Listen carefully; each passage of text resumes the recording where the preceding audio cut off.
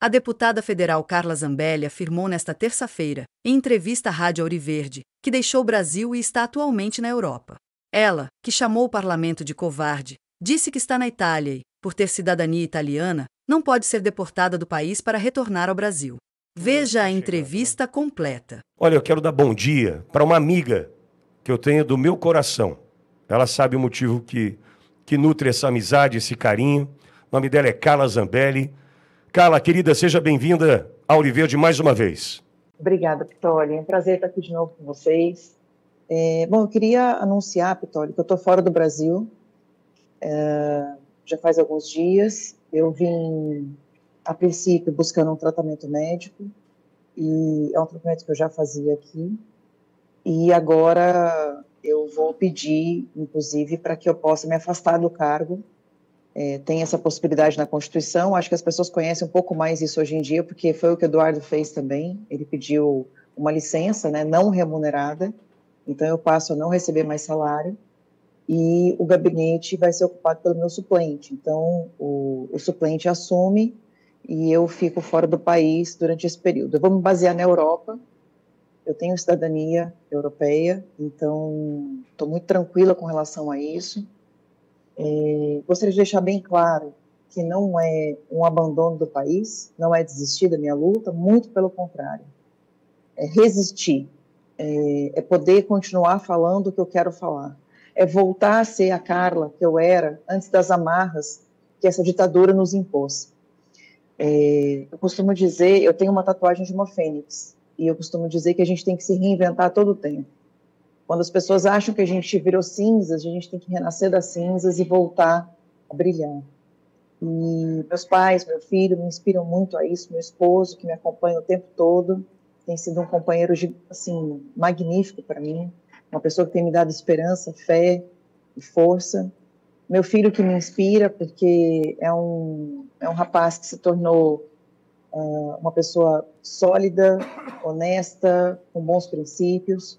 Os meus pais sempre me ensinaram tudo que eu sei, e minha mãe agora está tomando conta do meu filho. Eu emancipei meu filho, ele tem 17 anos, eu fiz a emancipação dele para que ele pudesse ficar sem eu perto, né, por perto, e tomei todas as providências. Minhas redes sociais agora, quem administra é minha mãe, são todas da minha mãe, e minha mãe vai dar continuidade a esse legado, porque provavelmente eu perderia minhas redes sociais. E são mais de 10 milhões de pessoas que estão conectadas comigo todos os dias. Então eu peço para que as pessoas continuem seguindo a minha mãe. Por enquanto, algumas redes não deixaram substituir o Carla por Rita, mas eu já estou em conversa com a Meta para fazer essa substituição. E no YouTube vai ser Família Zambelli. Então, vou continuar em contato com vocês. Agora, mais do que nunca, poder voltar a denunciar todos os desmandos que a gente observa nesse país e que eu tenho ficado calada diante de uma pressão judicial que eu tenho sofrido. E me cansei de ficar calada, me cansei de não ser, por esse tempo que eu tive que me conter, me cansei de não atender o meu público, porque o meu público, o meu eleitor, os mais de 946 mil votos que eu tive, são de pessoas que querem ver essa Carla, a Carla que estava até agora adormecida um pouco, mas que estava ficando doente por não poder falar as coisas que eu penso sobre o que está acontecendo. São amarras que nenhum ser humano pode ter. O que nós estamos vivendo no Brasil hoje é um tempo de ditadura, falta de liberdade, censura, e eu acho que vocês precisam ter pessoas aqui fora do Brasil para poder lutar, continuar lutando, continuar denunciando, e agora dessa vez na Europa. Eu vou levar isso para todos os países da Europa, vou denunciar em todas as cortes que a gente tiver para denunciar na Europa, vou viajar, vou participar de congressos com deputados de toda essa parte imensa do nosso mundo que a gente tem. Eu tenho certeza que a América está muito bem coberta, né?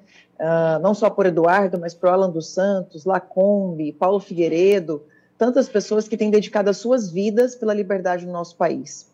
E agora eu vou continuar dedicando a minha vida para que a gente possa voltar a ter democracia, justiça, cidadania do nosso país, mas principalmente liberdade. Liberdade, porque eu sei que quem está no Brasil hoje teme o tempo todo omitir suas opiniões. E eu não vou permitir que isso passe simplesmente desapercebido. Vitória, eu quero estar com vocês e quero voltar a ser a Carla do Nas Ruas, a Carla ativista, a Carla que conquistou milhões de pessoas, que brida, que brada, né? que briga e que brada para que a gente possa ter mais liberdade no nosso país. Então, eu estou muito feliz. Eu vim para cá para me tratar e comecei a perceber que o meu tratamento é simplesmente deixar tudo fluir. Meu tratamento não é médico, não é medicamento. Eu acho que tem que começar por aqui. Eu tenho que começar a destravar o que eu sinto, a falar o que eu sinto, porque essa sou eu de verdade. A pessoa que estava ali amuada e às vezes até constrangida, com vergonha, por não poder falar tudo que eu penso, Pitoli, foi ficando doente. E agora eu tenho certeza que estando aqui eu vou conseguir ficar sã de novo e dar para o Brasil o que ele merece, que é tudo o que eu tenho. A minha voz, as minhas opiniões, a minha verdade, a minha análise e estou à disposição de vocês. Carla, a minha primeira pergunta para você, e te agradeço por esse depoimento tão sincero, quando você tomou a decisão, né, em que momento você entendeu, poxa, eu preciso partir desse Brasil que me persegue hoje? Conversando com o Alan dos Santos. Nós estávamos conversando, ele falou assim, Carla, você tem alguma esperança real de que o Brasil, nos próximos semanas, nos próximos meses, vai voltar a ser a democracia que a gente conheceu? E aí eu parei para pensar na quantidade de amarras que a gente tem. No quanto o parlamento, eu tenho visto, por exemplo, críticas ao parlamento, e tenho notado que o parlamento, às vezes, se abaixa com receio, né? O parlamento não tem sido mais o que a gente espera. O parlamento tem ficado agachado. E não é por falta de coragem dos nossos parlamentares, mas é porque o que eles fazem é desfeito no STF. E a Suprema Corte não é uma Suprema não é um Supremo Legislativo. A Suprema Corte hoje, ela executa, ela cria leis, ela julga leis, ela faz tudo. Ela está fazendo papel de executivo. Quando ela, por exemplo, o ministro Dino, quando nos impõe a questão das emendas parlamentares, que está na Constituição, que funcionava, ele está querendo executar as emendas do jeito dele, ele está fazendo o papel do executivo. Lula está fraco. O Lula não consegue pagar nem sequer as emendas impositivas. Então, a gente não tem mais executivo e o legislativo que eu sei que quer fazer. Eu confio em muitos colegas, Pitoli, eu sei os homens de coragem que a gente tem ali, não vou nem citar nomes porque são tantos que eu esqueceria alguém, mas a gente sabe como é que eles estão. E aí quando o Alan disse isso para mim, eu falei assim, poxa, avaliando tudo isso, o nosso país já não está mais com essa força toda. Porque eu poderia ir para a prisão, Pitoli, esperar um tempo, continuar no meu país e depois fazer, me entregar para a justiça. Mas que justiça? Que judiciário? Que prende a Débora por 14 anos, que prender Carla Zambelli por 15. 15 anos, Pitoli. Uma pessoa que matou outra, acabou de pegar 14. Eu pegar 15 anos de cadeia? Não roubei, não estuprei, não matei. Eu falei. Eu fui a pessoa que eu tenho que ser. E através disso tentaram me caçar, me caçaram no TRE e estão me perseguindo. Mas eu não vou fazer o discurso de perseguida política, Pitoli. Eu quero fazer o discurso de pessoa que renasceu aqui fora e que quer lutar para que o país volte a ser o que era antes. Mas, realmente, hoje, o nosso Brasil não tem condições de abarcar pessoas que queiram falar tanto quanto eu. Carla, e eu quero poder ser essa voz aqui, Vitória, para vocês. E certamente será. Carla, no que se transformou a sua vida depois daquele episódio na véspera da eleição? No inferno astral, assim, sabe? Falam de inferno astral, né? A minha vida depois daquilo virou de ponta cabeça. E você vê, Pitoli, sinceramente eu acredito que eleição, agora eu posso falar com mais tranquilidade, a gente sabe muito bem porque eu perdi, porque Bolsonaro perdeu, que não foi eu que ajudei ele a perder, não foi eu que incentivei, Não dá para a gente acreditar em pesquisas no nosso país, porque elas são manipuladas, e não dá para a gente acreditar em urnas eletrônicas. As urnas não são confiáveis. E eu não podia falar essa frase estando no Brasil, porque eu seria caçada e perseguida mais ainda. Aqui fora eu posso falar. Nossas urnas não são confiáveis. Enquanto não tiver um voto impresso ao lado da urna eletrônica, enquanto a gente não tiver contagem pública de votos, nós não teremos democracia no nosso país. Foi para essa sanha de poder do TSE que o Bolsonaro perdeu. Foi para as inúmeras decisões do Alexandre de Moraes em nos calar durante a campanha. E não podíamos falar ex-presidiário, não podíamos enaltecer o Bolsonaro não podia usar os vídeos que ele tinha de fora do país, da Itália, dos Estados Unidos, ele não podia usar as motocicletas, ele não podia usar as manifestações em suas imagens para poder mostrar para a população em canal aberto o que estava acontecendo. Então foi um conjunto de coisas. Foi a falta de confiabilidade nas urnas, foi a falta do voto impresso, foi a questão da contagem pública que se dá numa sala onde poucas pessoas têm acesso, que não se sabe o que é feito ali depois, foi por uma série de coisas. Então, hoje eu posso falar isso com mais tranquilidade, mas eu fui usada de bode expiatório, infelizmente. Sim, aquele episódio ali, eu estava correta, Pitoli, eu não estava errada, eu podia ter errado no momento, mas qualquer mulher na minha situação, exatamente na minha situação, teria feito o mesmo. A sensação que a gente tem, inclusive, Carla, é que aquele episódio, ele acaba te afastando, inclusive do teu eleitor, né? Porque foi exatamente a narrativa que eles queriam construir, né? Para te isolar. Uma mulher com quase 1 milhão de votos, ela teria que ser isolada, porque senão seria uma super força dentro da Câmara, isolá-la, inclusive, das próprias lideranças da direita do Brasil, do próprio presidente Bolsonaro, e de uma certa forma eles conseguiram isso, né, Carla? Conseguiram porque, Pitoli, quem é que viu durante esses últimos 2 anos o tiro que tinha sido disparado? Nenhuma imprensa deu, ninguém mostrou, só vocês mostraram, mas as pessoas que estão ali vendo naquele momento viram o disparo do tiro, e aí entendem. Quem sabe que teve um tiro antes, sabe por que eu saquei a arma? Porque eu tinha receio de que aquele próximo tiro poderia ser o meu filho. E então, assim, por que a imprensa não falou desse disparo? Porque a narrativa já tinha sido criada de que um jornalista tinha conversado comigo e eu saquei a arma e saí correndo atrás dele, como se fosse uma louca. E se fosse isso, realmente, seria demente, né? É demência. Agora, como aconteceu, eu posso ter errado em ter dado conversa, né, para ele, que isso eu errei. Né, ter começado a conversa e tentado ali de alguma forma mostrar que ele estava sendo machista, misógino, tudo que eles acusam o Bolsonaro, né, mas na verdade são eles que são. Haja vista como o Lula, por exemplo, fala das suas correligionárias, né, não vou nem repetir que é uma palavra muito feia, mas né, fala sobre as opções sexuais delas. Então, a gente percebeu que eles criaram uma narrativa para me afastar do Bolsonaro, para que a direita pudesse ver só uma parte daquele episódio, e hoje quando a direita vê o episódio todo, que o Darcy inclusive queria agradecê-lo porque ele fez um vídeo excelente sobre isso, aí sim a gente vê que as pessoas concordariam comigo, mas aí a narrativa já foi criada, aí a depressão já tinha acontecido, Pitoli, o afastamento entre mim e o Bolsonaro já tinha acontecido também, e ele já tinha sido contaminado pelo Fábio Van Garten, que foi a pessoa que ficou ali no ouvido dele o tempo todo, falando que perdi por causa você perdeu por causa da Carla. Quando, na verdade, todo mundo carrega um pouco de coisas que poderia ter feito e não fizeram. Mas, assim, mesmo com tudo que a gente poderia ter feito e não fez, porque a comunicação no governo Bolsonaro era péssima, se tinha uma coisa que era ruim no governo Bolsonaro, era a sua comunicação. A gente precisava ficar falando o que o governo fez, porque o próprio governo... Desculpa, estou com o meu telefone aqui, vocês conseguem me ouvir? A gente está te ouvindo perfeitamente, Carla. Tá.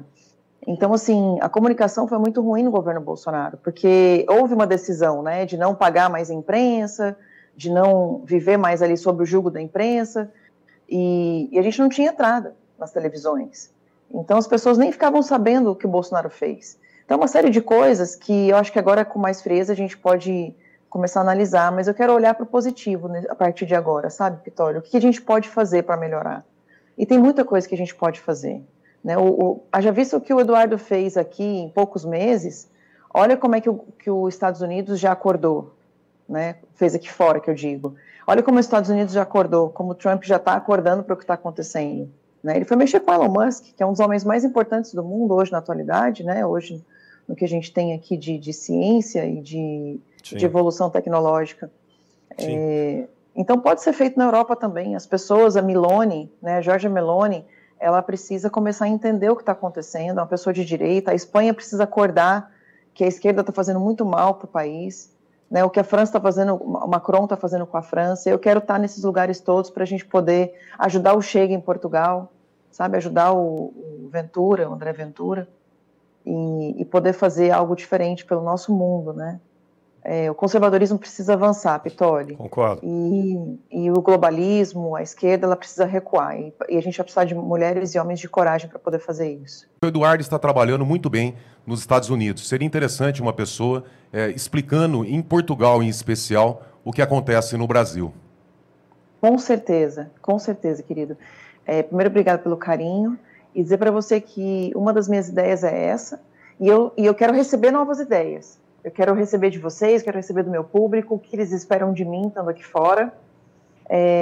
Portugal é um país que a gente tem o mesmo idioma, não é à toa. Então, quero procurá-lo, quero ajudá-lo a mostrar o que está acontecendo no Brasil, porque ele tem falado bastante do Lula, né?